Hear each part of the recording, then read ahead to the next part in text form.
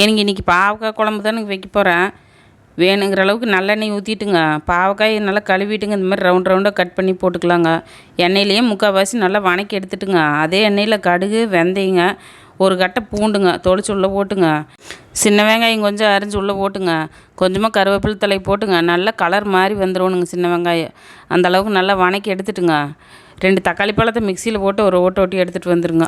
அரைச்சிட்டு வந்து தக்காளி உள்ளே போட்டுங்க, ஒரு 4 திருப்பிட்டு கொஞ்சமாக மஞ்சத்தூள், மிளகாத்தூள், மல்லித்தூளுங்க, வீட்டில் அரைச்சி மிளகாத்தூள் இருந்தால் கொஞ்சம் போட்டுங்க, தேவையான அளவுக்கு உப்பு போட்டுடலாங்க.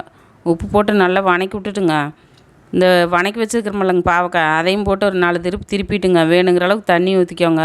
நான் கொஞ்சமாக புளி எடுத்து கரைச்சி வச்சுருக்கிறேனுங்களா, அந்த புளி தண்ணி இது கூட ஊற்றிடலாங்க. ஊற்றிட்டு மூடி போட்டு விட்டுறலாங்க. நல்லா எண்ணெய் பிரிஞ்சு வந்துடணுங்க. ஒரு ஸ்பூன் வெல்லம் போட்டுங்க, அப்படியே அடுப்பை ஆஃப் பண்ணி விட்டுறலாங்க. இதே மாதிரி செஞ்சு பாருங்க, ஒரு துளி கசப்பு கூட இருக்காதுங்க. வீடியோ பிடிச்சிருந்தா லைக் பண்ணிவிட்டு சப்ஸ்கிரைப் பண்ணி விட்ருங்க.